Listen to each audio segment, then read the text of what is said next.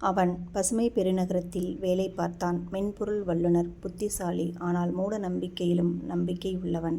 அவள் தமிழ் மொழியிலும் பாசத்திலும் வலிமை கொண்ட நிதி நிறுவன அலுவலர்.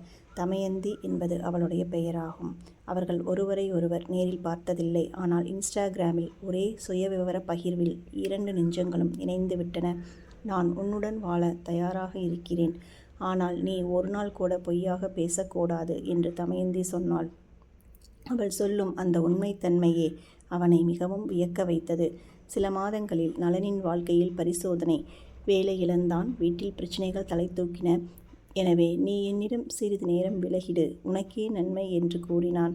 தமயந்தி அமைதியாக விலகினாள். ஆனாலும் அவளது கண்கள் நீ திரும்பி வருவாய் என்பதனை கூறின. நளன் ஒரு புதிய பெயரில் புதிய இடத்தில் வேலைக்குச் சேர்ந்தான். பலம் திரும்பியது. தமயந்தி அவனை ஏனோ திரும்பவும் தேட ஆரம்பித்தாள். ஒரு நாள் ஒரு இணையவழி பேட்டி மூலம் அவள் அவனை மீண்டும் காண்கின்றாள். அவன் பேசும் வகையும் எழுதும் எழுத்தும் நலன்தான் என்பதனை உறுதி செய்தன. அவள் கேட்டாள், நீ இன்னும் உன்னை கொஞ்சம் மறைத்து கொண்டிருப்பாயா? அதற்கு அவன் சிரித்தான். அவளோடு கண்களை இணைத்தான். அவர்கள் திருமணம் செய்தனர்.